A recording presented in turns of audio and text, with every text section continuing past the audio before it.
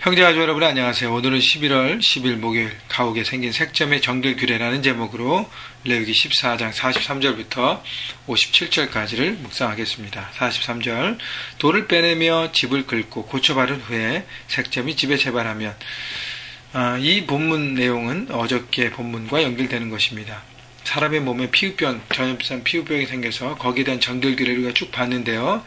어제부터는 우리가 살고 있는 그 집에 곰팡이균이 생겼을 때 그 부분을 어떻게 정결케 하고 새롭게 하는가.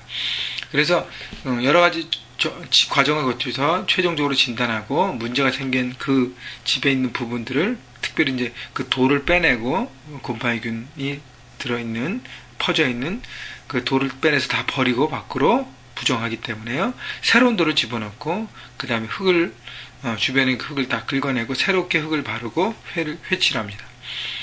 지금 말하면 이제 페인트칠까지 완전히 하는 거죠. 그렇게 새롭게 다 새 단장을 했는데도 43절에 보면 고쳐 바른 후에 색점이 집에 재발하면, 이 얘기는 우리가 그 모든 것이 정결하는 과정을 끝난 다음에도요 계속적으로 점검이 필요하다는 것입니다. 회복해야 하고, 우리가 예를 들면 죄를 지었는데 마음 가운데 실수했는데 과거의 습관에 묶여 있어서 죄송합니다.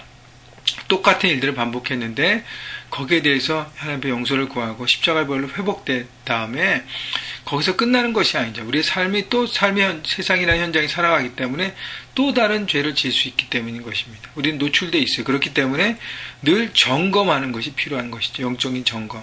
마찬가지 집도 그런 고치는 과정이 지난 다음에 그 다음에 혹시 또 다시 곰팡이균이 발생되지 않나 계속적으로 점검하는 것이 필요한 것이죠.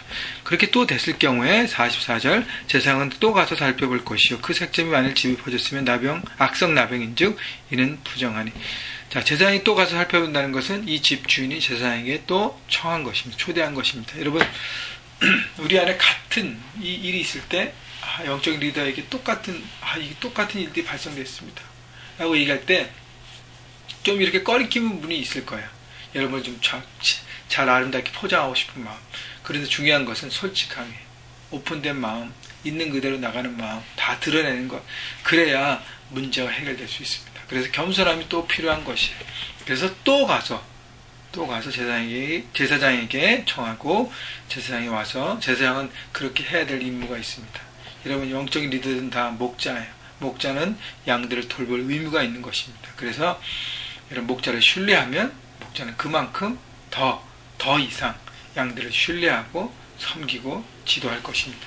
자, 그래서 가서 그것을 판단하고 그 곰팡이균이 맞다면 부정하다고 얘기하고, 그 다음에 45절 그는 그 집을 헐고 돌과 그 제목과 그 집의 모든 흙을 성박 부정한 곳으로 내어갈 것이며, 46절 그 집을 폐쇄한 날 동안에 들어가는 자는 저녁까지 부정할 것이요 그 집에서 자는 자는 그 옷을 빨 것이요 그 집에서 먹는 자는 그의 옷을 빨 것이니라. 자, 그래서 이 판명이 되면 부정하다고. 왜냐하면 다 그렇게 부분적으로 고치고 난 다음에 똑같은 일이 발생되면 그 집 전체를 완전히 부숴버립니다. 그러니까 죄의 그 근거, 죄의 씨앗, 죄의 어떤 모습이든지 완전히 제거하기 위해서 집 전체를 허무는 것입니다. 처음부터 허문 것은 아니었잖아요. 그죠?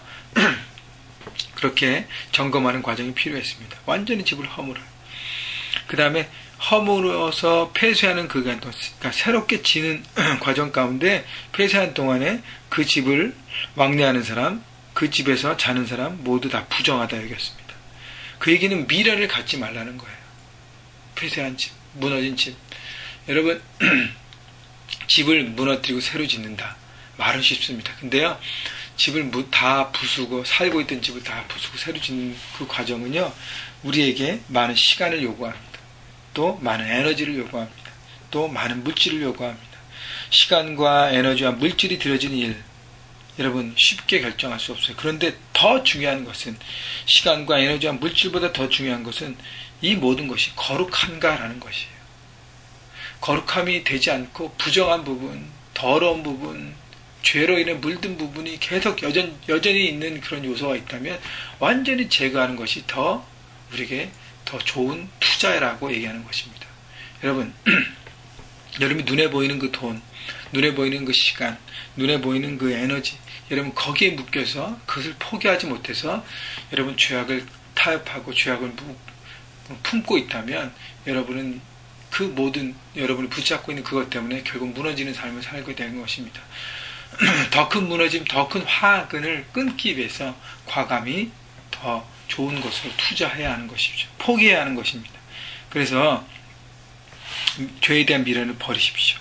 그리고 정결하는 하는 과정, 이 거룩함을 통해서 우리는 하나님과의 관계가 회복되는 것입니다. 나는 더 어디에 더 내 모든 것에 우선권을 두는가를 하나님은 말씀하시는 것입니다. 48절 그 집을 고쳐 바른 후에 제사장이 들어가 살펴보아서 색점이 집에 퍼지지 아니하였으면 이는 색점이 나은 것이니 제사장은 그 집을 정하다 하고, 이게 다른 경우죠. 이렇게 고쳐 바른 후에 곰팡이균이 다시 발생됐을 때는 지금과 같은 내용들을 해야 될 것이고요. 48절 그렇지 않고 여전히 그 고쳐 후에 더 이상 곰팡이균이 발생되지 않으면 그 집을 정하다고 제사장은 정합니다. 그리고 정결케 하는 과정을 하죠. 왜냐하면 곰팡이균이 한 번 했었기 때문에 죄악의 모든 모습을 끊기 위해서입니다. 그래서 새 2마리와 백향목과 홍색실과 우수초를 가져다가 그 새 하나를 흐르는 물 위에 질그릇 잡고, 새 2마리를 가져오는데 한 마리는 잡고 한 마리를 살립니다. 그래서 그 잡은 그 새의 피를 가지고 백향목과 우수실과 홍색실로 산 거기에 이렇게 만들어서 그걸로 피를 묻혀서 그 다음에 그 집에 곱은 뿌리는 것이죠.